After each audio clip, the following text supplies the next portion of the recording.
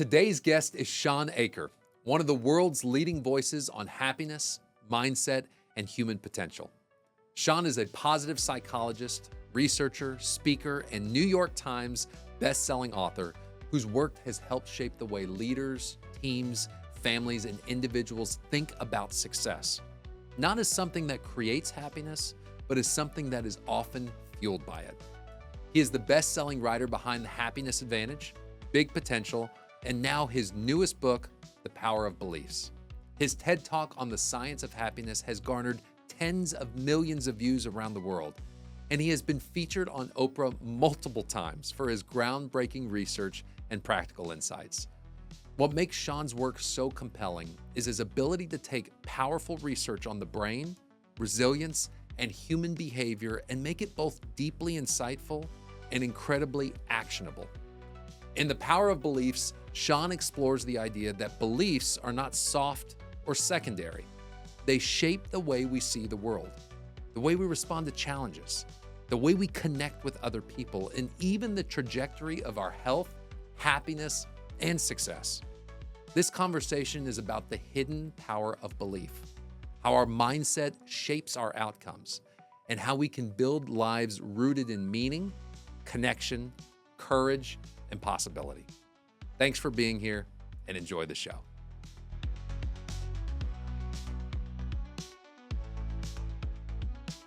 Shawn, welcome to Between the Bears and the Bulls. Thank you. So excited to have you. I mean, truly honored and humbled that you're taking some time with us. So. I've been looking forward to this. Yeah, it's funny to think about because I met you almost 20 years ago. I know, it's right? crazy. Which is crazy to think about because you were my TA for a positive psychology class that I took at Harvard. Right.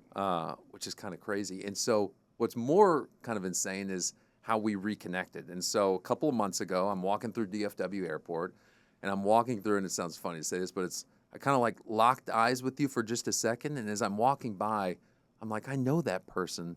And it took me a second, and then I go, that's Shawn, my TA back from Harvard. So I came all the way back around to see and see if I was correct. And in fact, I was, and you were living here in Dallas, which I had no idea, and we just reconnected over lunch. And so amazing to see some of the things that you've accomplished over the course of the last couple decades. So thank you. Humbled really for you to be here and everything that's been going on. So I know you're usually sitting down with Oprah, and so needless to say, this is a pleasure for us. So tell us, what have you been doing the last 20 years? Since that class, I was reading about all this incredible research about how psychology was moving from just this idea that we needed to be studying what was wrong with us, depression, disorder, to this idea that we could study the other side of it. You could take a depression inventory, for example, and not just measure when people start at one genetic set point and then drop to a depressed state. You could use the same metric to look when people start with one set of genes or their environment, and then for some reason they move up in terms of their optimism or their happiness or their joy. I got exposed to this with Tal Ben-Shahar at Harvard, and then right after I was getting involved with this, the banking collapse of 2008 and 2009 happened. And the year I graduated, by the way, that wasn't easy. That's a great year. That was a perfect year to graduate. So we got calls from a lot of banks that were like, hey, we can't pay people, but we want to keep them engaged. We want to keep them happy, but we've lost this lever. So what do we do? And I said, well, there's all this incredible research. There's so much research about what you can do specifically in challenging times. And so we got the opportunity to go out and test it out and not just talk about it, but we ran tests at these large banks in the midst of the challenging periods that they were going through to see if we could actually make a change. And one of the things we did was I partnered with one of my students, Ali Crum, who's now at Stanford, who has a mindfulness lab. She was at Kirkland House too, yes, right? Yeah, exactly. And then we had Peter Salovey from Yale, who was the original architect of emotional intelligence. And we went out to UBS in the middle of the banking crisis, and we looked at their stress management programs. How do you deal with high levels of stress? And it basically was a program that said, that told you all the bad things about stress. It was, it was a PowerPoint, and someone got up and said, did you know that stress is related to the 10 leading causes of death and disease in the world? Did you know that the World Health Organization found stress to be the #1 killer? Stress is catabolic, tears down every organ in your body. So whatever you do at work in the middle of this banking crisis, crisis, don't stress, right? And so, but you hear that research and it makes you feel stressed, Right. right? Exactly. We've created a fight or flight response to our fight or flight response. But there's great research to prove that true, which is why a lot of people believe that. But out of the same labs that was proving that research, there was the opposite research, which was for some people, in the midst of high levels of stress, their performance rises, their immune system improves. I mean, if you think about it, if a zebra is getting attacked by a lion, that's when you want their immune system to be at its highest point, when they're getting scratched, not when they're sitting around eating grass or whatever they eat. Exactly. I worked with the Marines out at Camp Pendleton, and they don't onboard you with a beach vacation. They onboard you with boot camp, one of the most stressful situations, because they know from centuries of experience, if you go through stress with the right lens and with other people, it transforms how that stress impacts you. And what we actually found is that stress could actually not only improve someone's performance, but their health and build up their emotional immune system. So we split up the managers in New York and New Jersey, and half of them, we told them how bad stress was and here's how to fight it. In the other group, we told them stress was enhancing. And if you acknowledged you're stressed, identify the meaning behind why you're stressed, which was the part that I didn't know about. If you think about it, embedded within every stress is meaning. If you're stressed about the market's volatility, that's because you actually care about what your money does for your family, right? Or the security that it provides. If I tell you your inbox is overflowing with spam, you don't feel stress because who cares? But if it's overflowing with leads you need to get back to, people who are depending upon you, you feel stressed. If I tell you someone's failing math, you don't feel stressed. But I tell you your child is failing math, you feel stressed. So what we get people to do is when they're bombarded by stressors, their brain triages and doesn't look for the meaning. And as a result of that, you get meaningless stress, which has a completely different effect upon the body. But what we found in the middle of the banking crisis was that if you get people to acknowledge the stress and identify the meaning behind the stress, and then reconnect to it while they're doing their work, what we find is their stress levels can still rise, but the negative effects of stress evaporate. In the study we published in the top psychology journal, a 19% drop in the headaches, backaches, fatigue, and lower job effectiveness that we were seeing on these teams, between 19 and 23%, which was a stunning change because it was a 45-minute intervention. And what we realized was if you change the lens to which people view the world, even as they're going through the market volatility and a banking collapse, it changes what happens next. And that changed what happens next for me, because that's what I've been doing for the next 20 years, is seeing how we could take this research that we were doing in an ivory tower and how do we bring it to life. That's fascinating. I think about it when you're talking, and you brought up a few points there as it relates to sports. Yes. Right. So you think about, players like Tom Brady. Right. And they always said that when there was, a huge game on the line, or the pressure was at its peak, some people just rise to that pressure. Right. And so do you think that in that situation, or maybe even in sports, because I know you work with athletes as well, that the visualization or the understanding of that pressure situation is actually viewed, or that stress is understanding in a positive way? I mean, has Tom Brady figured that out, and that's why he always rose to the point to where stress was actually something that caused a positive result?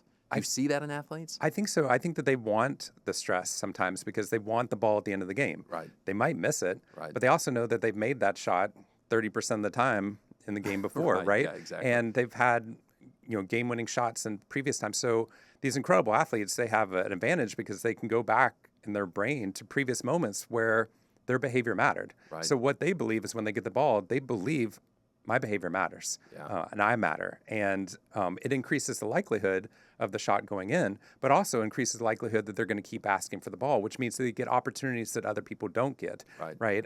Because what happens oftentimes, you see a ball come to a player right at the end of the game, and they pass it off to someone else, right? Exactly. Because they don't want the cost associated with the miss. But I think that the willingness to be able to take on the stress shows that there's something valuable about that stress. Like the Marines that I worked with, when I think about going on a run, I have to really psych myself up. You're for a runner it, now, right? though. I'm working on it a little bit. Yes, so it's going better and better. But I have to push myself to do it. But what I heard the Marines do is that when they're like, we're going on this long, hike with a heavy backpack, Right. and then they do the hoo-ah, like I'm Yes. ready for this, right? And then they're like, it's raining today, and they're like, even better, better training, right? Like, Right. and everything that they add on, the higher level of stress means that they're going to grow more. If we have that type of mindset, then you don't run from those experiences. But think about it with stress. If you think stress gets in the way of your potential and your happiness, the best option would be to avoid stress at all options, right? Right. Don't do podcasts. Don't do don't write a book. Don't, Yeah. invest, right? Right. Don't, try, ask a girl out on a date. Don't Right. do any of those things because, it's just going to increase stress, which is going to decrease your happiness and potential. And what we actually find is what you're running from is the very things that cause our potential to rise. So good. So good. But before I get into some of these interesting points about, positive psychology and all that, I want to understand why you moved in that direction. What brought you to say, you know what, I'm going to take my life's work and I want my life's work to be about positive psychology, right? I want it to be around this vein. What brought you into this industry? I fell backwards into it. Okay. So when I graduated at Harvard, I started on an ROTC scholarship. So Okay. I was going to be a military chaplain, and then I realized that I didn't want to be on a submarine for the 4 years after college I get that. because I was sure I was going to be married and have kids by 26. So Okay. married at 22. I grew up in Waco, Texas, right? Right, yeah. So I was like married at 22 and have kids at 26. So Right. how's that going to happen when I'm on a sub? So then I went to Harvard Divinity School and was planning on becoming a pastor. And I loved it. But while I was doing that, while I was at the Divinity School, Dr. Tal Ben-Shahar and a couple other of these incredible professors, Alan Langer, were starting up this field of positive psychology. And what they said was that, instead of studying the depression disorder, they wanted to study things like optimism and joy. Like at the Divinity School, I was looking at Christianity and Buddhism. So I'm Christian. I grew up Christian. I grew up in Waco. And wanted to compare it to something different. So I compared it to Buddhism because I was interested in, do your beliefs about the world change how you give or you forgive or you invest or why you wake up in the morning or why you care about what happens to anyone else in this world? When I heard that people in the psychology department were starting to ask those questions, I was skeptical because, we're studying the mysteries over here. Right, We're studying yeah. things like joy. You can't study joy. And what they pointed out is that if we can study the negative, you can study the positive. If we can study depression, you can study the flip of it, which is where people believe that their behavior matters more and that there's more meaning and that good things could happen within their life and that they're expecting them and that they feel like they're not alone and they're connected. So but what they were doing was they were putting scientific language to it, and they were measuring it. And if you measure it and observe it, we could see what was actually working. And the important part is then you can convince other people of it as well. So not only did it give me a language to be able to go out to talk to a company, like there's no way a big bank would have me come out and talk about religious ethics, Right. but they would have me come out and talk about how a positive brain yields higher levels of success. But the things that were creating positive changes to the brain were all the things that we've been studying in all these major religious traditions that people have been doing for literally thousands of years. Gratitude, altruism, prayer and meditation and yoga. These things had long-term effects upon us. And so when you can measure it, but then see how it affected an outcome like sales or productivity or retention rates or healthcare costs, then suddenly you were able to talk to a whole different group of people with some of the same ideas that I wasn't able to before. So it allowed me to do a hybrid of what I really cared about because I wanted to be C.S. Lewis. I wanted to be able to write and be in academia, but also be able to bring things to life in a magical way. But also to be able to talk about theology and some of the things we don't get to talk about sometimes. So positive psychology was a way to be able to bring some of those ideas out into audiences that don't normally hear it. Well, you've done it. I will thank tell you, you. you've done it, and you've done an incredible job just because some of your work, I think that, it's obviously groundbreaking, but this idea, too, that when you think about happiness, and I'm curious as well, like how you define happiness, Yes. right? Because I think everybody probably defines that differently, but not only how you define it, but also this idea that, okay, when I'm successful, then I'm going to be happy. Right. but you look at it from a standpoint and say it's actually the other way around. Sure, Right. yes. And so tell me a little bit how you define happiness, and then a little bit about that success and happiness, Yeah. kind of interjection between. So I think there's a lot of different definitions of happiness. And I think when scientists try to argue about it, we get stuck. I went to a conference one time and we literally spent 3 days at MIT just arguing over the definition of happiness. And we yes. left not doing anything. Right, We didn't okay. help the world at all, right? So what I do is I use the ancient Greek definition, which is happiness is the joy you feel moving towards your potential. And I love this definition that. because in the modern world, happiness is pleasure. That's actually how science started getting involved with happiness. It was pleasure versus pain. We can predict what somebody's going to do, whether it's a mouse or a human. But pleasure is so short-lived, it's actually rarely worth us talking about. There's a lot of times in our life, when we can actually experience joy, even when we're in a non-pleasurable state. Like if I go on a long run, my legs might be burning.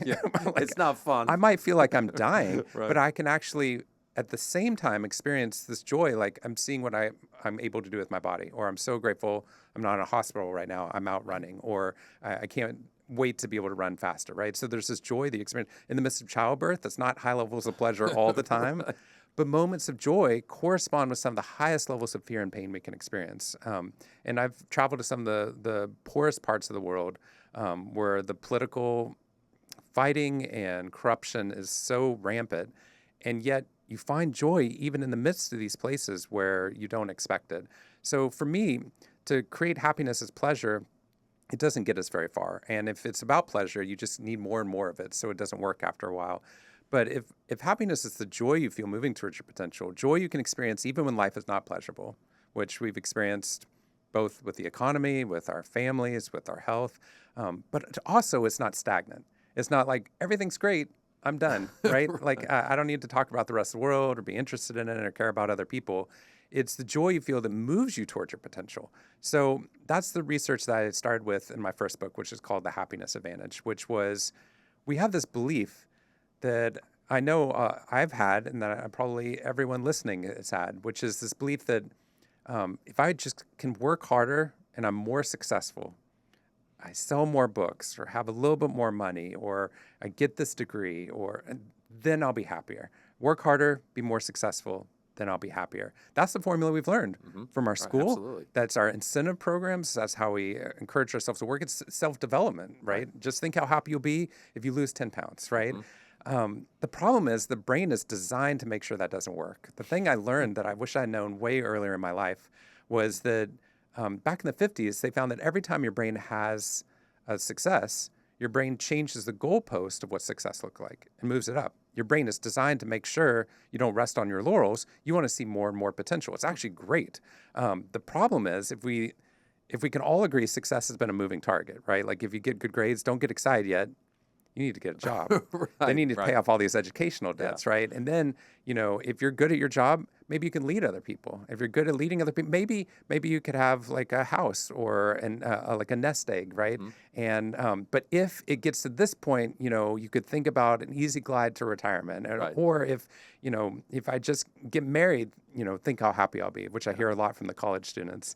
And what's interesting is that I'm married, right? You're married. It doesn't guarantee levels of happiness. You shift, right? The focus that was based upon dating shifts to, okay, how do I provide for my family, right? And now I'm thinking about like, it's so easy to think, oh, I'll be happy when my kid is walking or in school or healthy or out of the hospital or has friends or has a job or knows what they're doing, or that I know that they're going to have, I'm going to have grandkids, right? What that's showing is that success is a moving target. But if success is a moving target, but we've pegged happiness to be on the opposite side of it, we've moved it over what we call the cognitive horizon. Your brain never actually gets there because every time you get close, you just shift it, right? We thought everyone would be happier when COVID waned, right? That's a great point. But then and then it was like, but actually we saw happiness levels drop since then, which is fascinating. But and a whole another point. But also then it was about inflation. and then interest rates Right. going up or down depending on who you are. great point. And so what we found is when that occurs, we keep thinking it's the next one, but it never works. So then you get to a point where you either separate happiness and success. You're like, oh, I get it. Success doesn't relate to happiness. So I'll just work really hard, try and make as much money as I can as quickly as I can, so I can retire as quickly as I can, so I can have as much happiness as I can, which is the definition of a grind.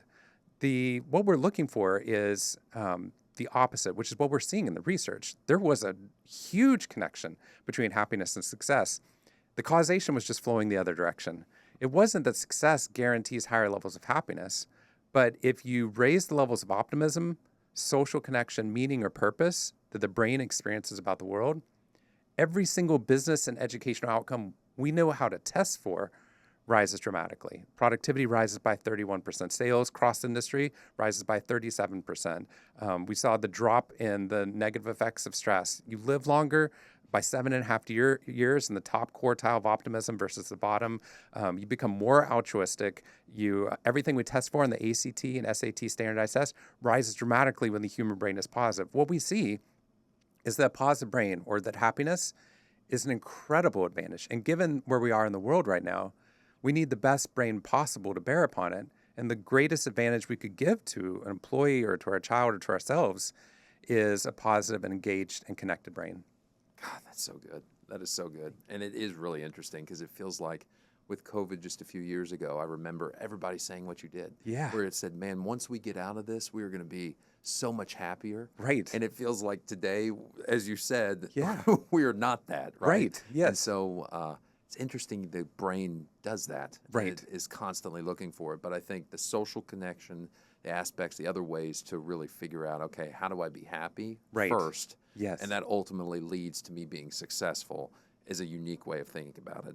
I really think it's interesting, and you say the opposite of happiness is not unhappiness. Yes. But apathy. Yeah. So tell me a little bit about why apathy is so dangerous, because I think a lot of people would think, oh yeah, I'm happy or I'm unhappy. Yeah. And those are two polar opposite things, right? Why is that not the case? Because I think unhappiness fuels great change within our lives. I think unhappiness tells us when we're lonely and that we need friends, or we need to start getting out there and dating.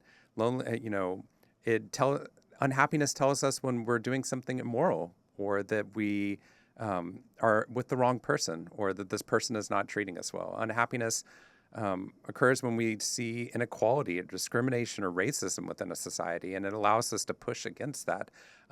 So unhappiness can actually fuel positive change. What I fight against so often is either people getting stuck there and not being able to move out because they believe their behavior doesn't matter, but it's truly what we fight against is apathy, which apathy is the loss of the belief that my behavior will matter and that change is possible. And when those two things occur, that negative state doesn't change, right? So you see a problem within this world, like I'm lonely, but there's nothing to do about it. Or I feel like I don't have a voice in politics, so I don't vote, right? Or, I've made mistakes with money in the past, so I'm not even gonna try to invest. And what happens in those moments is that apathy causes people to stagnate, whereas what we want people to do is have one of those passions, either happiness, knowing that there are problems, or unhappiness but believing that change is possible, which actually makes you an optimist. A pessimist is someone who believes that problems are permanent and pervasive. It's not people that see a problem in a market, right? Like I see this all the time in the financial world where people are like, oh, you want a pessimistic CFO, or right, like a legal officer. And actually you don't, because a pessimist sees a problem but believes that their behavior doesn't matter and the change is not possible. You don't want somebody in a legal role or CFO role that doesn't believe that our behavior matters or the change is possible. On the opposite side is irrational optimists. Irrational optimists sugarcoat the present, and then they make terrible financial decisions for the future, right? Because they don't see any of the problems, so they don't fix any of them or prepare for any of them. And what you get on both sides of irrational optimist and pessimist is paralysis, right? Because either you don't see any problems, so you don't try to fix them, or you see problems but don't think you can fix them. The only pathway forward to a better world than the status quo is what sociologists call rational optimism, which is a realistic assessment of the present. You start with realism. both the good and the bad in a family, in a market, in an employee. But once you started with realism, you maintain the belief that eventually my behavior will matter if linked to the right people, advisors, leaders, parents, teachers. So you realistically assess the present, but maintain the belief that my behavior will eventually matter if linked to the right people. And when that happens, the research on what happens next for that person changes dramatically. And that's where we see all the gains, both business outcomes, educational outcomes, and long-term health outcomes. So interesting. And that really ties in with your new book, Yes. which you were so nice. So this comes out in May. That's right. And so I am incredibly excited that you sent it to me because I had the opportunity to read it before we were sitting down. The Power of Belief. So tell me, what made you write this book, right? And then we'll kind of go through some of the key points that I took away from the book. But why'd you do this? Well, you're one of the very first people who's received a copy of the book. So It's I like feel very honored. My mom got one, and you. So I'm so glad you got to look at it. So I've been wanting to write this book for a long time. Yeah.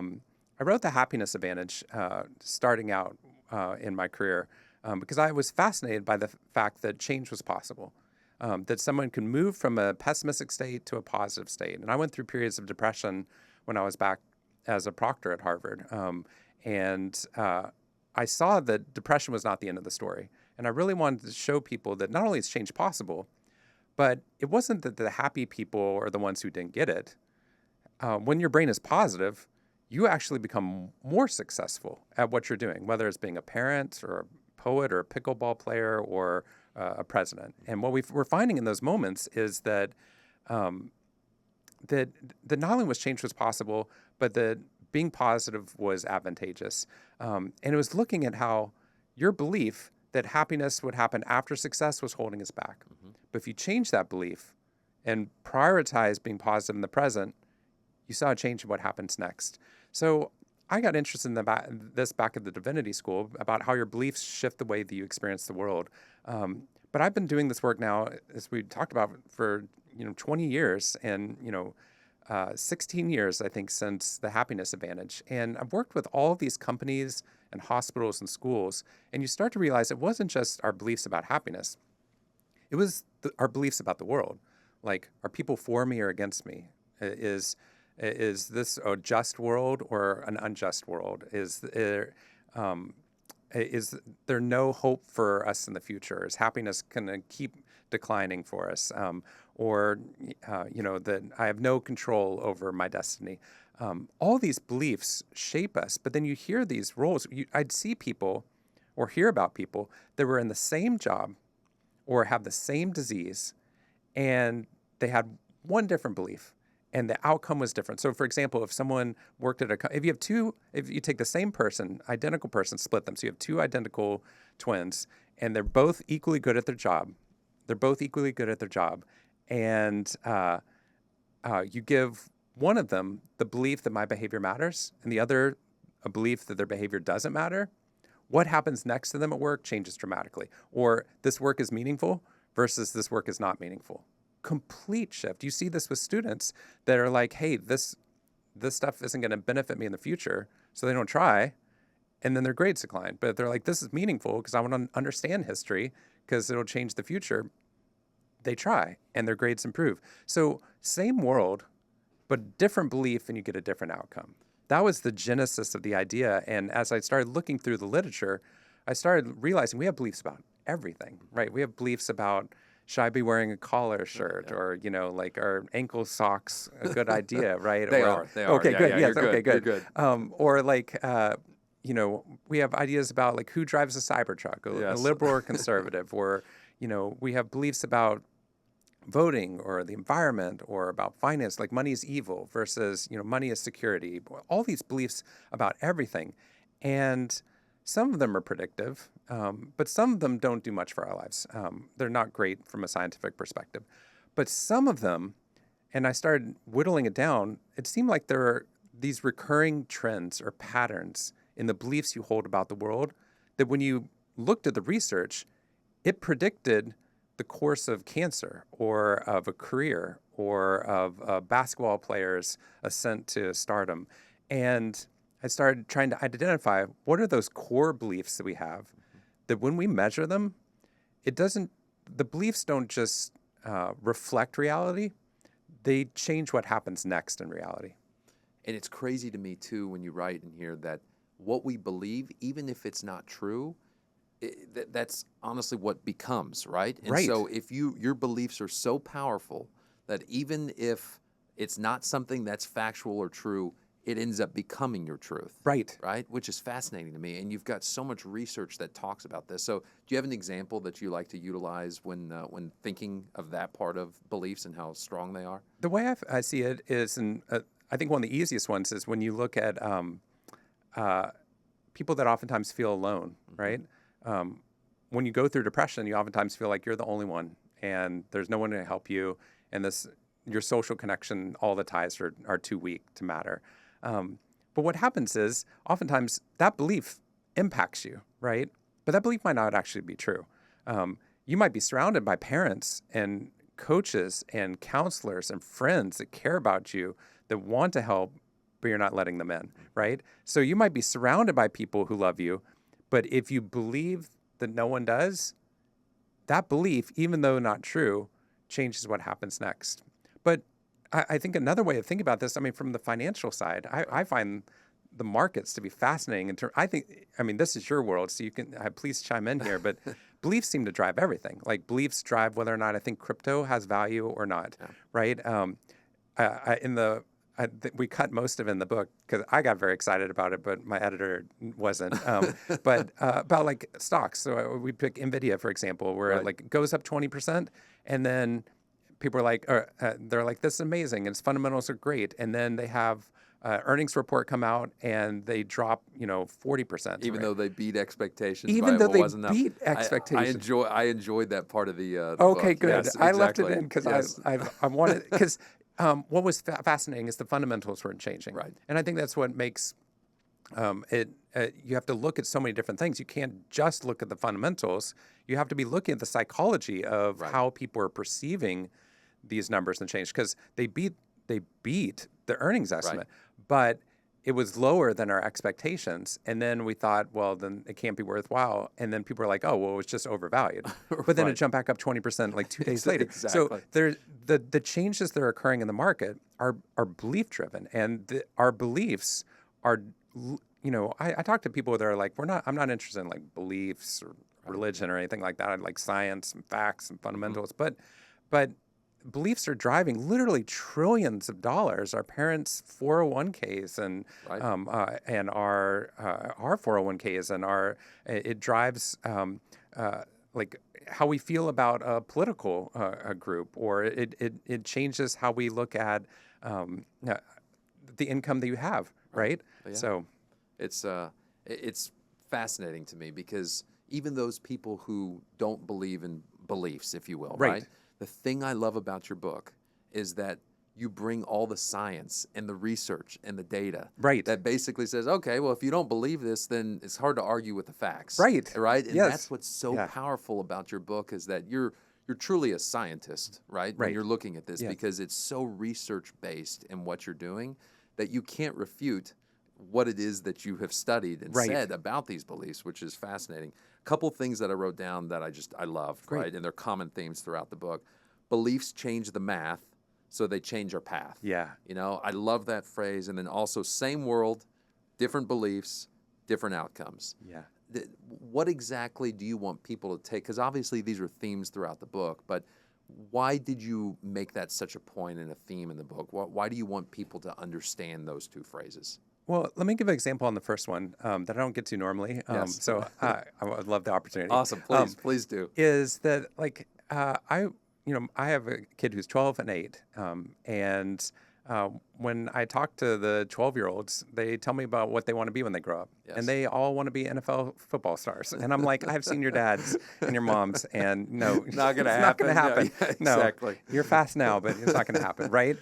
But they believe that someday I'm going to be playing for the NBA or the NFL. So when we look at those beliefs, if you look at them statistically, and you look at an 8-year-old belief, is where I started in the book, an 8-year-old who believes that they're going to be an NBA star, which might be, some of the kids, the parents watching this, right? That if you look at their beliefs, and look at it down to the hundredths level of a percentage point, the likelihood of them making it to the NBA is 0.00%. Like literally, Not that's very rounded. good. No, it's Not not very good, good. right?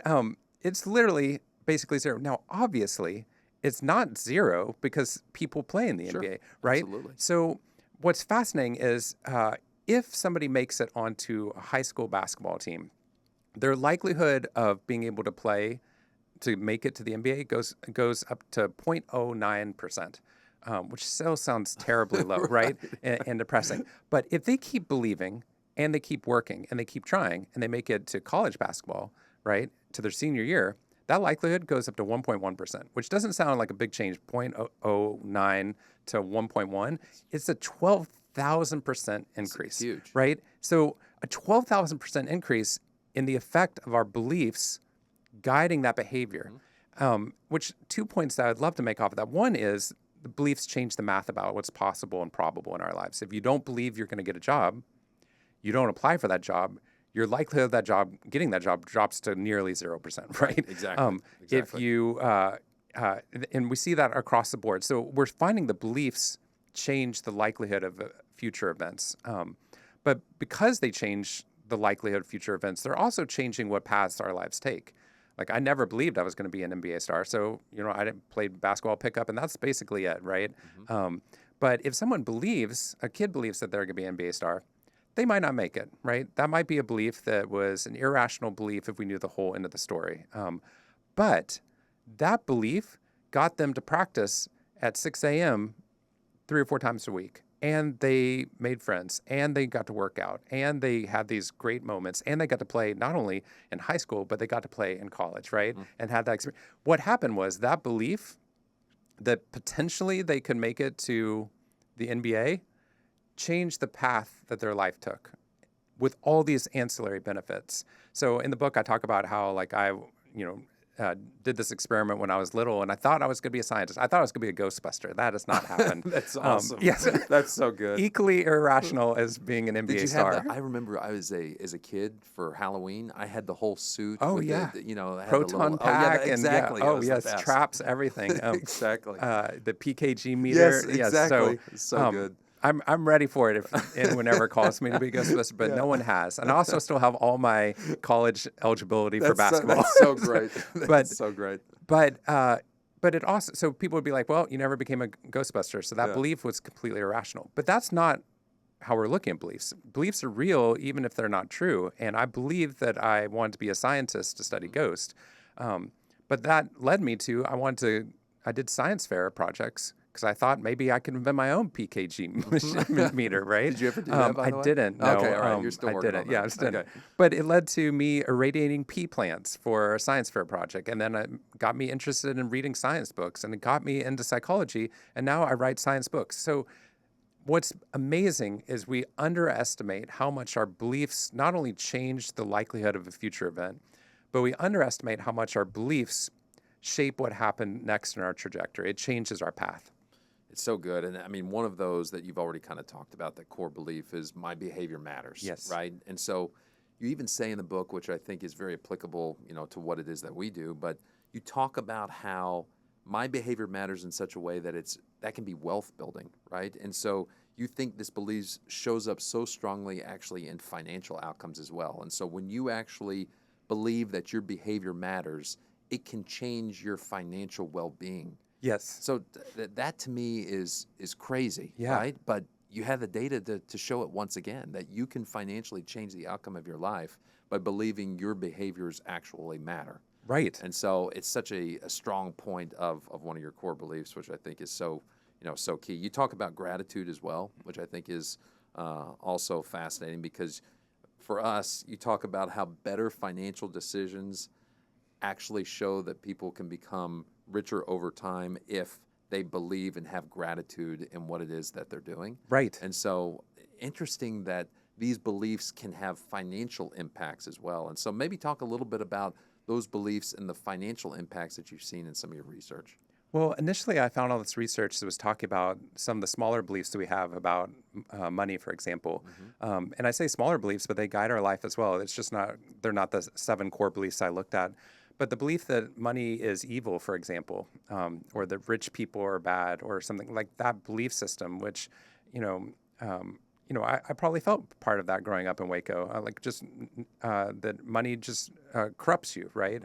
Just like we believe power corrupts us. But when they tracked people that had that belief, it turns out those people, because they had this antipathy to money, they also didn't read about investing. They didn't talk to a financial advisor. They didn't make a will. They didn't talk about planning. They didn't read the news about it. And as a result of that, money was pushing them around, but there wasn't any type of their behavior changing what was happening within those systems. And as you know, just investing, even at a very conservative level, has long-term returns. So then I started looking at beyond those beliefs that might be religious beliefs or societal beliefs or parent that's pounded one belief into you, is that belief that my behavior matters and that I'm not alone, and that I'm grateful. Those three, I think, have the most in terms of the financial decision-making piece. I talked about how if we believe our behavior matters, then it behooves me to read financial news or to make financial decisions. But if my behavior doesn't matter, then there's nothing. I should put it in a bank or underneath my mattress, and then inflation just eats it up at 3%, right? So what you get is a belief that my behavior doesn't matter causes us to not fixing the problems we need to fix. We might continue going into debt, or we might allow inflation to eat into that money, or we might not make good financial choices about like who an advisor is, or like or what we're doing with our money. We just turn a blind eye to it. But like, I'm terrible with money, so I'm out. Yeah. That belief that I'm terrible with money is not one of the core beliefs, but that shapes what happens next, right? If I think I'm terrible at basketball, I don't play basketball, right? If I think I'm terrible with money or terrible with math, we don't ask the right questions that we need to. But if we think, I might not be good at math, but my behavior matters, so I'm going to at least read about this or talk to people that are smart, you get to change what happens next. The gratitude piece is fascinating from someone coming from the divinity school. So in the book, I pair these core beliefs to the polar opposite, which is a negative versus a positive. The belief that I'm grateful, I pair with the belief that I'm missing out. And then the other one that I like is that I have nothing to give, and I have something to give, right? In those moments, if I believe I have nothing to give, if I don't have any time, if I don't have any money, if I think to myself, well, I don't have $100,000, I don't donate $5 to a friend in need, right? If I think to myself, oh, I don't have time to go, meet up with all my friends for dinner parties and go on vacation with them, I might not send them a text message, right? To ask them how their day is, right? That belief we over extrapolate, but then it leads to these negative outcomes. But when we looked at what happens to our brain when it's grateful, financial decision making actually improves because the brain is not focused on what we're not capable of doing or on just the negative outcomes, which causes a split in our resources. It actually allows more of our resources to focus on, okay, what do I do next? So it's instead of the amygdala, the jerk part of the brain, I call it the jerk because it steals resources from the rest of the brain.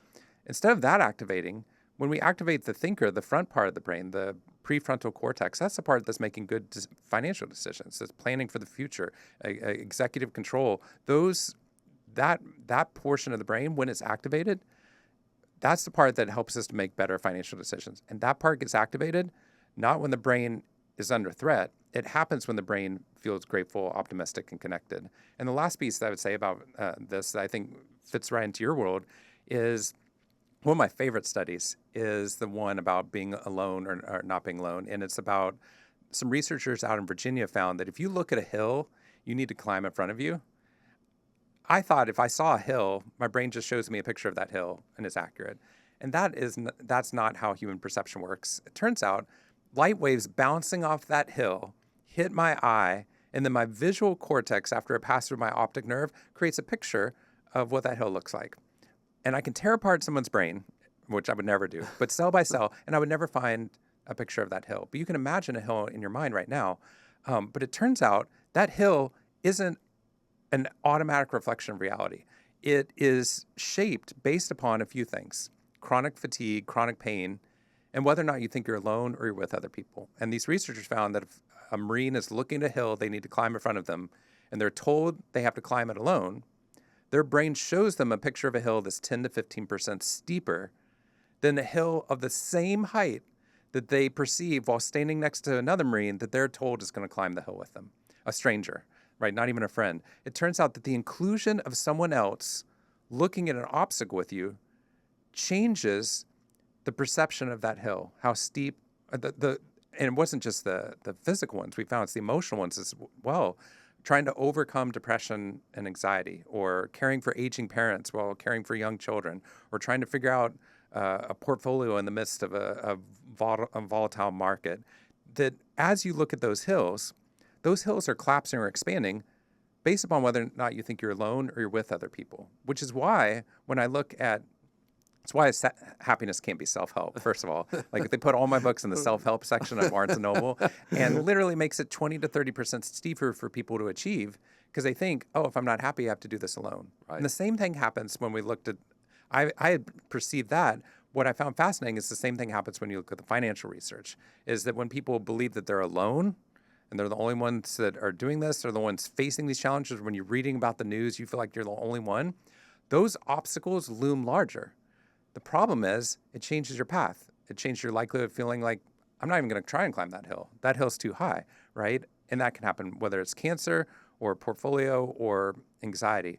But what's fascinating is if you include somebody else, a friend, a counselor, a pastor, a financial advisor, who's looking at that same hill with you, that challenge doesn't look as steep. And as a result of that, you start to believe my behavior matters. I'm not alone. I have things to be grateful for. And I have something to give. The hill example is my favorite in the book, by the way. It is so cool because I'll take it even a step further. Yeah. In the hill example that you provide in the book, you even said if you just imagine a person climbing the hill with you. So if you're putting that into your mind, the person doesn't even have to be next to you saying you're going to climb that hill. It then changes your aspect of how tall you think it as well. Just pretending in your mind that you think you're climbing the hill with somebody even when you know you're not. It's true. I mean, that's amazing to think about how doing things together is so powerful. I mean, and you say that here within the book, right? As you talk about we are biologically braver together, which I think is so cool, you know? Another example that was close to the hill example was the lightning bug one. Yeah. So tell me the lightning bug one again. I love that. I love it too. So the lightning bug is, you know, we have fireflies or lightning bugs here in Fort Worth and Dallas that light up individually and randomly in the dark, and your kids try to catch them, and and they stop blinking so you can't find them. That's because they're lighting up individually and randomly in the dark. And their goal for that is, how do I attract a mate? Their success rate of reproduction per night is 3%. MIT actually found this out. No, it's not good, right? But it turns out that on opposite sides of the globe, in the jungles of Southeast Indonesia and the Smoky Mountains of Tennessee, separately, these two species evolved separately to have these neurotransmitters that allow them to, instead of lighting up individually and randomly to attract a mate, they can time their pulses where they all light up and all go dark as an interconnected community, which sounds beautiful. It is beautiful to see. It's not that smart, because Darwin says we live in the survival of the fittest world. Right. You should be the one light going off when everyone else is going right. Like, find me. That's them. Find me. Right. Exactly. Why would you light up when your competition's lit up? The reason we believe that, and if we had more time, like I would talk, I would talk about how I don't think it's just survival of the fittest in this world. So now I'm arguing with Darwin. So this is why this is a whole another conversation.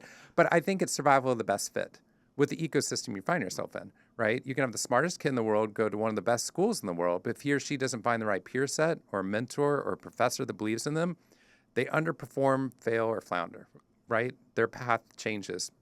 And that's exactly what these mathematicians at MIT were looking for. And what they found was, when you look at systems, you realize that there's an interplay there, a virtuous cycle that can occur. And the fireflies, when they light up individually, their success rate is 3%. When they light up together, their success rate doesn't go down from 3%. It goes from 3% to 82%. It's crazy. Incredible. And so what was phenomenal is that it wasn't just one bug, right? The whole system was doing better. And what it started to show, and then we saw the same thing with humans, like research like Google's Project Aristotle, where they measured 100,000 different employees on all these different metrics, trying to predict their success rates and the success rates of their team.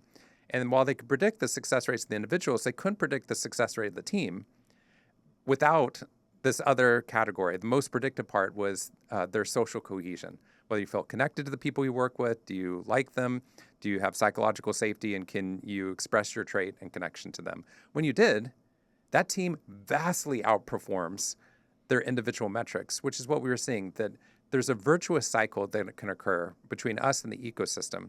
So that as we think about how do I become happier, how do I become more successful, how do I change my beliefs to make my life better, when we do it alone, not only do those hills loom larger, but we're missing out on this bigger potential, which is when we find a way of enhancing the ecosystem and connecting to it and expanding power out and sustaining the gains together, you get an exponential growth as opposed to the minuscule growth we get at just an individual level where we're capped. I love that. That is that's so cool. So I guess that means if you're single, you need to go out and put a big light on you. Well, Yes. what is exactly, that, does it funny. apply to humans at all or no, I've never mastered dating. One of the things you also talk about is the power of language, right? Which I think is awesome. And you really wove this into here about kind of language with children too, which I think is awesome. You have 2 children. We have a daughter who's 3 years old, and so we're working with the power of language right now, and trying to figure out the best things to say and not to do. And you talk about warrants and qualifiers with kids, and so one thing that really stood out to me is basically you brought this example about you're starting a new school, right? And this idea of saying, you're going to love it, right? You're going to love it. And that's what most people would say. Don't worry about it. You're going to love it. But then you talked about how reframing that can have a huge impact on how that child actually performs at the school. So tell me a little bit about that. I think sometimes we have beliefs that we think are motivating people that are simplistic to the point where it doesn't allow our brains a foothold to a pathway forward. For example, like if a manager of a team is like, I believe you guys can hit the sales target. Right.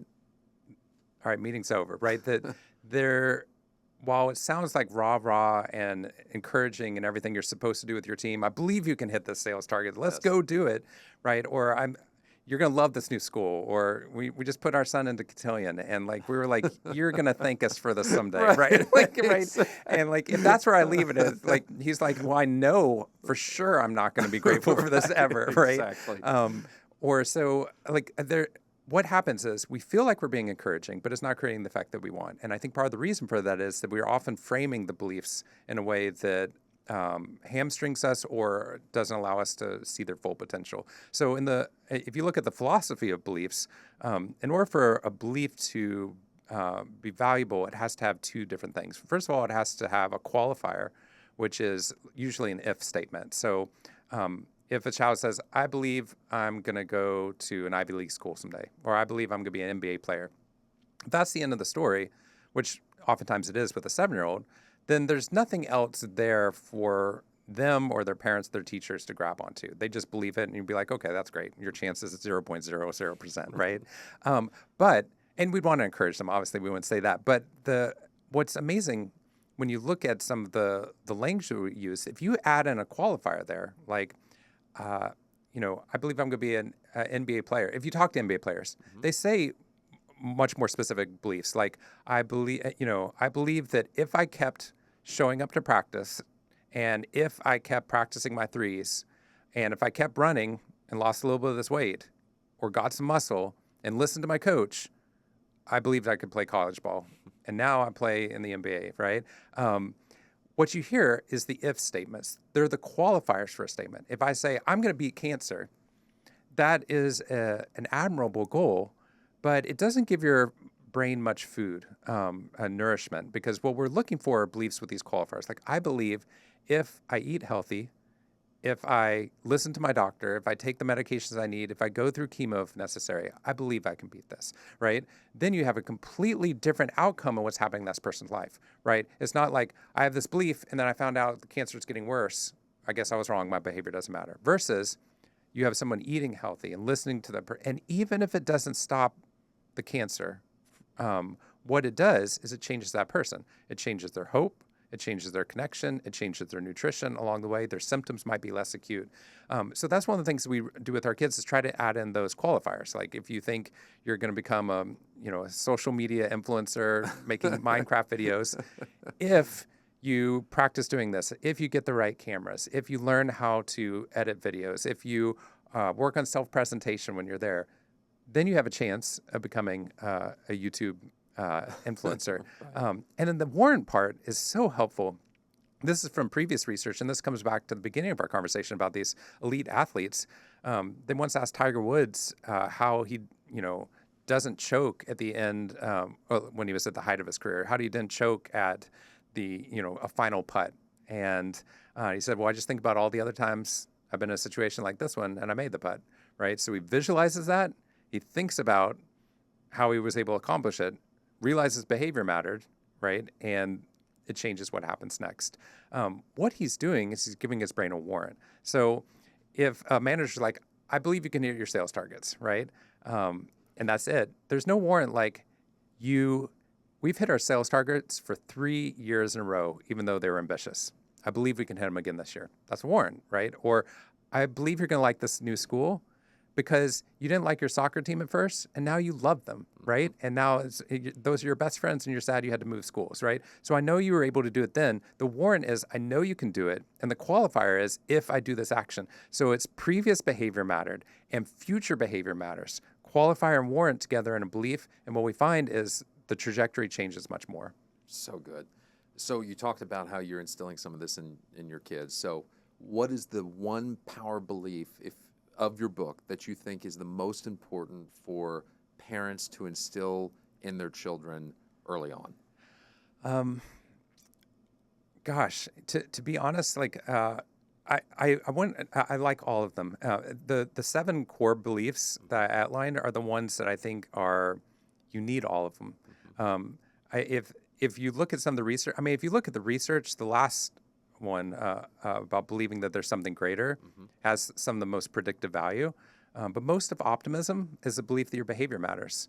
And I think one of the most important things that we try to create, because it's a family, is a belief that you're not alone. That no matter what you're going through, you're taking this test alone at school, you're not alone, right?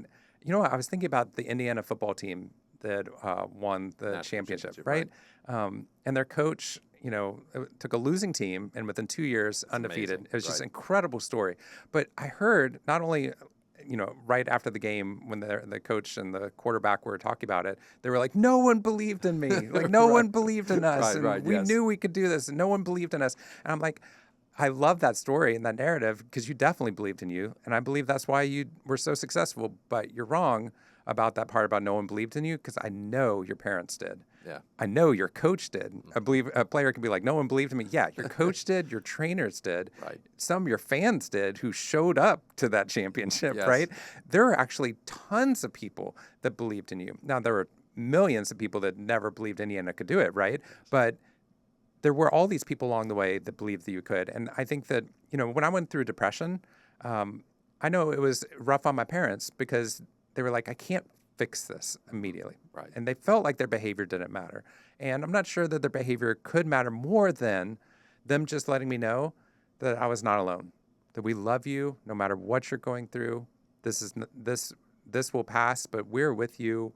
We'll come sit by you. We'll talk to you. We'll call you whenever you want. We'll leave you alone whenever you want, but we're here with you. And that changes the way that we perceive the world and changes the course of depression. It changes the course of a football career. It changes our financial decision-making. It's so good. I will say one of the things that I take away from your writing, not from the book that's just coming out, but was this children's book, yes. Right? And so How to Make a Shark Smile. Yeah. What was really cool about this, and we talk about this with Kit. By the way, this is one of Kit's favorite books. Oh, good. Right? And I'm so glad. she loves Snark, yes. and Ripple and the whole deal, but the ripple effect, right? Yeah. And so we have talked a lot about when you smile, and that was, a part of what the book is talking about. Yeah. But when you smile, it's hard for people around you to not also smile, right? And so I know it's not one of the kind of core beliefs, but I want to at least mention how impactful that was because we were talking about children because I hope that you'll write more children's books too because this was so good. And I think it takes one of those lessons, if you will, or one of your studies, puts it into a way that, children, even at 3, she understands and can see that. Yeah. And, we joke around and do the smile thing, and she loves it, Oh, and that's so awesome. tell me a little bit more about the ripple effect, which is the whole kind of theme of that story. So we're kind of moving into not only do these beliefs matter, but we can change these beliefs for people, right? And in the children's book, it's about the shark who doesn't think that he can smile, or that doesn't want to smile, or that people will not like him,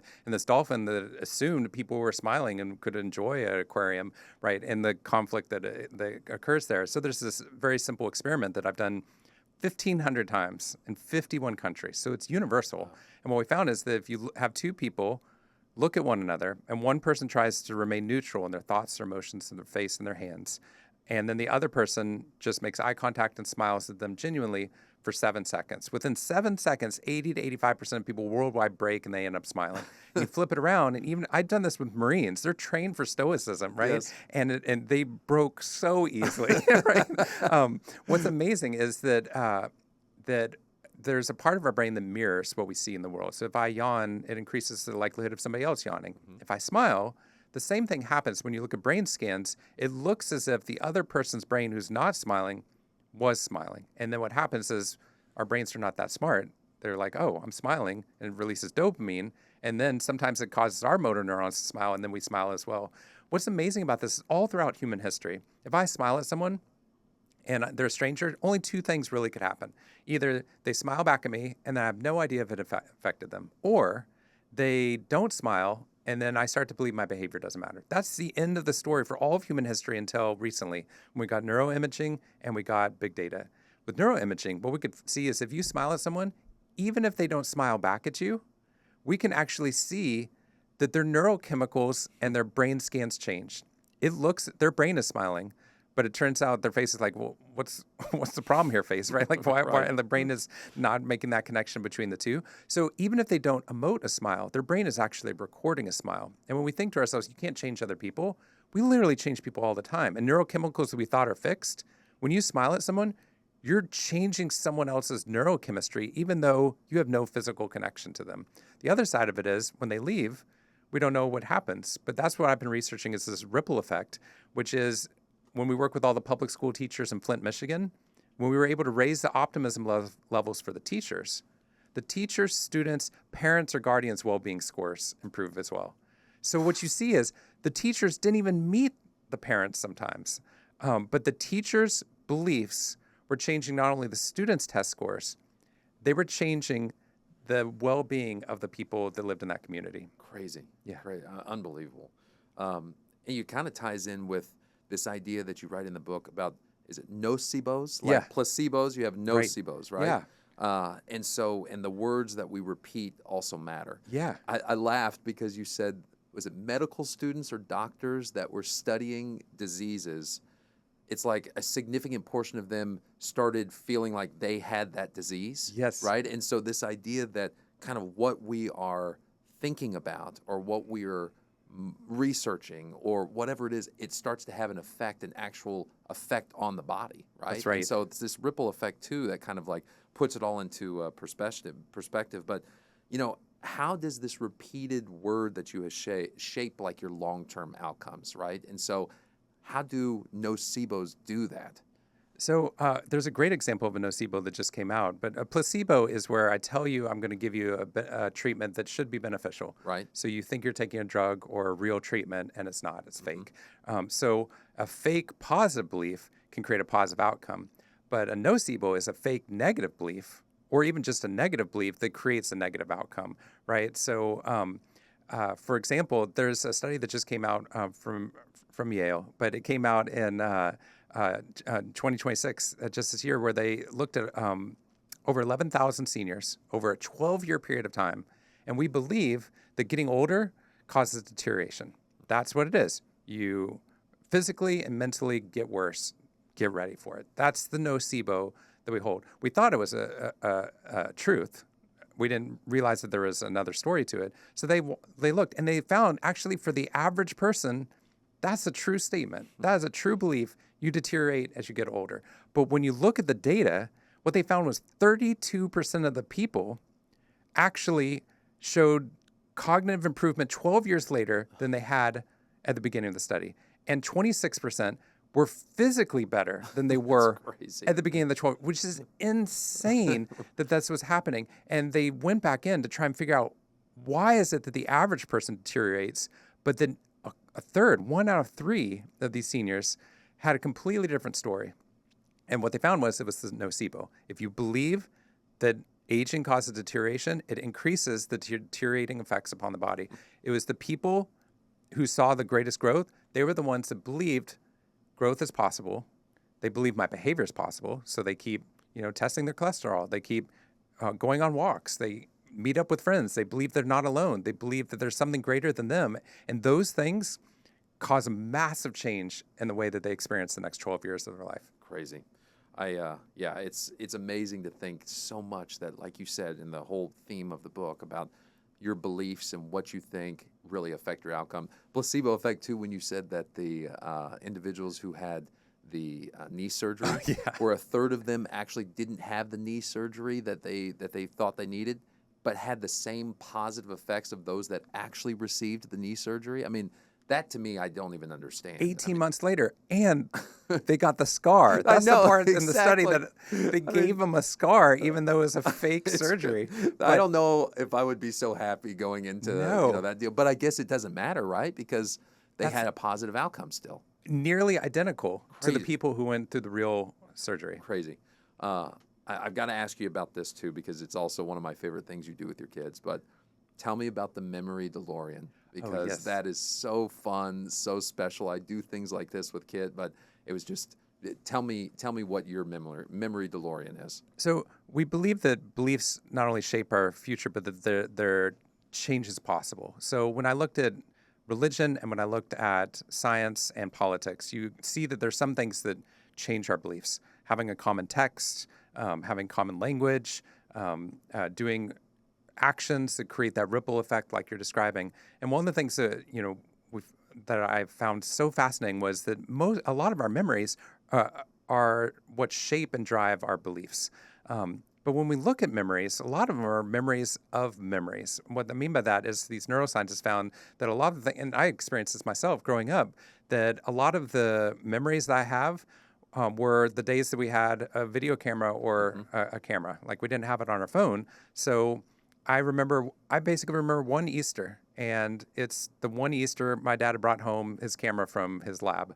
I walked around. I can remember carrying around this Easter basket and taking all the eggs because my sister was too young, and I'll be like, 3 for me and then 1 for her. Right. I remember all this vividly. And I probably don't remember that event because I was 3 at the time. And with childhood amnesia, you lose a lot of that. Right. So what I'm remembering is seeing the video of it. So if the pictures and the videos that we had were so predictive of what people my generation remember, then if you can change those visual images, you change the memory structures behind the beliefs. So the memory DeLorean is very simple. I favorite photos all the time. We take way too many, 20,000 photos, right. Favorite it down. Still too many once you favorite it, but you favorite them. And then what we do is, we have one night where the kids get dessert, and one night's where they get to play video games. And there's one night where for 5, usually it takes longer, 10 minutes, we just put up on the screen, we screen mirror our favorites. We just scroll to a random section and just start there. And we're like, oh, remember that trip? That was amazing. Or remember when you touched that lizard and you're scared of animals? Wow, you were so brave growing up. What's amazing about this is you're giving them a visual storehouse of positive information that changes the narrative. Like, for example, I've done this talked about this with friends, and they thought, that they never had friends growing up, that they were always alone. And then you see their parties, their birthday parties, and you're like, whoa, I had a ton of friends. And I remember that kid. I forgot about him. And it changes the narrative from I was alone and I'm terrible with people to actually it was fun getting together with people. Maybe I should do that more. And actually I'm good at making friends when I try. Or I had this experience this past fall with the book. I thought to myself, I've been working so hard on the book that I missed out on the fall because I love Harry Potter parties and Halloween and, decorating for fall. I'm in charge of all that at the house. And I did all that, but I felt like I missed it. And then what I did was right before Christmas started, I went back through my favorites from September to November, and I just took them and I put them into a Shutterfly book. and printed it off, got it to me as quickly as possible. And then I'd already looked through it at this point, but then I did it with the family, and it was called The Fall Was Full. And it was overwhelmingly full of these positive memories that my brain was not giving me a narrative for. My narrative was, I missed the fall. My life has less meaning. And there was all this meaning that's there. That belief, either way, changes what happens next. If I believe I missed out on things, I don't work as hard. I'm going to pull back from work. I'm not going to care about stuff, or I'll feel bad about myself as a dad. Or I'll be like, hey, there was a lot of meaning there. I want more meaning. I want to go for that more. And actually, I can do both. I could be a dad and create meaning at the same, a dad and someone who works at the same time. It's interesting that you have to force the brain and reinforce the positive memories. Yes. Right? Because that's almost more important, is to reinforce positive memories than it is the negative memories. Right? The negative memories you remember pretty easily, but you can retrain the brain. Yes. If you consistently go back to the gratitudes or the positive memories by doing things like with Shutterfly or whatever it is, exactly. right? And so the Aura Frame, which is a great way to do that. Yes. So Kit loves that. We do the same thing where we've been putting, pictures and favorites on the pictures on the Aura, frame, and she loves going there and seeing that, and she will recall something like what you're talking about out of, just today. She says something that happened a year ago. Right. And when she was 2, and I know she can't remember that, but I know it's because she saw the picture on the Aura frame that brings it all together, right? And there's, really positive things that come from that. So I love that. One of my favorite lines in the book was, positivity is like glitter in a preschool class, right? Every little bit goes, even a little bit goes everywhere, That's right? true, right? I can't stand glitter, by the way. You can never get it off, right? And it is. Always ends up in your eye. But it does. It definitely does. But, this is, what does that kind of look like in your practice at work or in family systems, right? What is the kind of this positivity idea? Where do you sprinkle that in so that it ultimately creates this kind of, connection with one another? So I try to make this research really practical. Like, if you want to change the brain structures and the memory structures, you just watch your favorites for 5 minutes a week with your kids, if you have them, right? And for this one, like, I was looking at how do we create change to a conversation or a meeting? And I think the easiest way is change the first minute. Oftentimes when people start their meetings, they immediately talk about how busy they've been. Things are so busy. I've been so swamped, right? And all right, let's get on to work. Here's all the incredible challenges we have to deal with. And if we have time at the end, maybe we could do something nice, like go around and like talk about things we're grateful for, right? So what we know is that if I start a phone conversation, when I first started getting into this, people were hiring someone to talk about happiness research. And I would tell them about how I've been traveling so much and I was so busy and so tired, right? And you only have 2 options when you do that to a friend or a client. The 2 options that person now has is they can either commiserate with you and be like, I'm so sorry, I've been so busy too. We're in that season, right? Like, right? Or you could be like, I'm sorry you're so busy. I just got back from Cabo and had an amazing time, which people socially don't oftentimes do, right? Those are the 2 options. They usually gravitate towards, now they're going to tell you about how busy and tired they are. And now let's have a conversation about work, while primed to be busy and tired. So instead, what we did is we tried to do, I'm stealing this from my wife. She calls this the power lead. So what you start with, in her book called Broadcasting Happiness, she took this idea that what leads changes the rest of the news broadcast, right? So if I lead with, hey, before we get started today, like, I just want to tell you, we just picked up this new client that we weren't expecting. Or, my kid just won a Lego competition last night. It was a lot of work for me, right? All right. So, also, anyone else have anything nice? And then they get into the actual work. Now you've got a brain that's full of meaning, and our behavior mattered, and here's some good things, and now we're going to talk about it. We did this with the Marines. They said that their meetings, the people would come into the meeting, and the squad leaders would tell them about all the Marines that screwed up. They were in Tijuana, they shouldn't have been, like, they're doing this, and they had this weapon here, and they weren't supposed to have, right? And so the whole meeting, this guy named Colonel Rideout said, was about all the screw-ups, which were like 2% of the Marines, right? And so what he did was, he said, when you come into the meeting, the very first thing I want you to do is each person report on a huge moment of growth that happened on your team, either for your team or for an individual. And they're Marines, they compete. So they're trying to see who had the best story. And then they go into all the work that they need to do. But they're doing it from, Marines are amazing. Look at this growth. Look how our behavior matters. Our leadership is good. And they're looking for it too. So what I mean by that, just a little bit of positivity, like gets spread around like glitter in a kindergarten classroom, Right. is that I'm not saying you have to be like on cloud nine all the time or happy all the time or can't see that there's big challenges we have or volatility.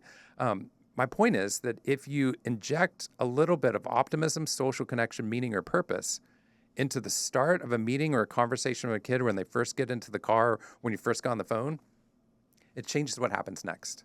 So good.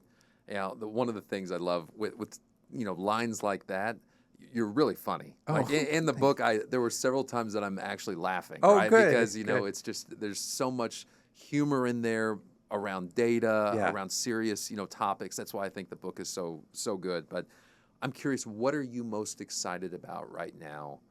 Now that the book is done and comes out in a month, what are you thinking about over the course of the future? What are you excited about? I want people to read it because Yeah. what I love is that people read it and then they translate it and then they tell me what the book was actually about. Yes. Because then they'll be like, oh, this is, power beliefs. I've always believed this. And then they'll tell me about something in their life that I didn't even write about. Yeah. That I was like, oh, you've took these ideas and this research, you saw that work, but then you translated it into your own life. And then because of this, we decided to, at our hospital, start every meeting with something everyone in the room is grateful for. Or we work with a hospital system and they changed kids that were going to these transfusions from going in a wheelchair with like a hoodie over and sad that they were going to, they bought motorized Jeeps and they put them into the Jeep so that they could drive down and honk at the doctors and nurse and the other kids on their way to something that's inherently traumatic. And I didn't suggest that. I would never research that. That's too specific a thing to do. But people are translating it into their lives, and that's what I'm excited to see, is to hear from people how they're like, this is how it changed our company, and this is what this means to me. Yeah, it's. Is there one daily practice that you could or somebody could implement right now that could change the way that they're viewing or their lens of their life or their beliefs? Anything that they could start tomorrow? I think that the memory DeLorean is really powerful. And Yeah. if you've already got favorites on a phone, if you travel too much, just look at it on a plane for 5 minutes while the takeoff's going, right? I think that's an easy win to get there. But if you want something even easier, it's about doing nothing. So one of the chapters is about stopping these negative mantras. And we say these negative things all the time, like, I'm so busy, I'm so tired. When we say those refrains, or the world isn't just, or that's just my luck, right? Or this always happens to me. But we say it in different ways, and what happens is we start to believe it, and it shapes what happens next. So what I would suggest is look to see if there's some negatives you're saying over and over again that are currently true, but if you stop saying them, it changes what happens. In other words, like if I'm sick, when my kids are sick, they tell me that they're sick. Then they tell me that their throat hurts and that their head hurts and they're sick. I'm sick, Dad. Also, my head hurts. Oh, I feel sick. I'm like, you've already told me that. Right. Should we go get some medicine? Why don't you lie down? Stop Yeah. telling me this. If your throat hurts, stop talking, right? Shawn, it's so funny you said that because when I saw that, I laughed Yeah. because I have a thing in my house that when Emma asks me, "Are you sick?" Yeah. I always say no, even when I am sick. Right. So I literally deny ever being sick. Yep. And for whatever reason, for me, it's like I never get sick, and I tell people I never get sick because to me, I never get sick, even though I clearly know that I am. But it Right. has some type of psychological impact on the way that I feel. Yes. And so it's so true. I mean, Yeah. it really is. Pain gets worse Right. the more you talk about it. Right. Our symptoms get worse the more you talk about it. And those symptoms can include feeling busy. Yeah. And a lot of people that are listening to this, they have very busy lives and jobs, right? They're busy, they're overworked, feel like they have time poverty. But the Good Samaritan study I loved in there, where if you feel like you have no time, these pastors who are reading about biblical stories of helping people that are on the side of the road, that they walk past people that need help on the way to give the sermon. know. If you just tell them you're behind, right? Exactly. You don't have enough time. Right. Right. You're late. Yeah. Then they don't help the people, even though that's their objective. Right. I mean, Exactly. that was crazy to me. Mantras. Just a few last things. So mantras. You always say that you have a mantra for each year, right? So Yes. what's your 2026 mantra? It's bringing research to life. Because I won the book. My wife has a book that comes out this fall. Cool. Called Resilient Optimism, which is an incredible idea, and I think it's going to be great. And I have this book, but we also Like, it's the power of beliefs. And like, if I tell myself, no one's gonna read this book, right? Or I'm being a terrible dad because I'm having to go on a book launch, right? Yeah. Or, like, I'm so busy now, or I'm so tired, or there's, as I mentioned, there's so much noise, Yeah, right? right. If I keep saying there's so much noise, you know what I stop doing? I stopped writing books or going on podcasts or talking to people. And guess what? There's still noise, but there's just no me. Yeah. So what I want to do is not only share this research, but I want to live this research. So Yeah, it's, I will tell you, it is the most impactful book that I've ever read. I mean, seriously, I mean, it was wow, thank you. absolutely life-changing. I've already started to implement things from the book just because they're so applicable to everything that you do every single day that anybody can do it, and it can have unbelievably positive effects. And so your research has been incredible, everything that you've done over the course of the last 20 years. I'm so fortunate that I ran into you in the Yeah. the airport a few months ago, and even more fortunate that you agreed to sit down. And so I just want to thank you for taking the time to do this. And so my last question, though, is if I'm lucky enough to be invited to the Harry Potter extravaganza in October, what house would I be, sanctioned into? I mean, because I imagine that's a big part of, Yeah. of the party is. We have a real sorting hat, so we Okay, can do you actually really? determine it. I So knew you probably we have did. I knew you did. And we have, for some reason, it's stuck on the setting, so we'll do it in English and in French for you. Yeah. Okay, good. Very good. Man. Shawn, thank you so much. This was a blast, man. I can't wait for everybody to go out and get this book because it really is. The Power of Beliefs is something special. So Great. Thanks for writing it. Thank you. Thank you for reading it. Absolutely.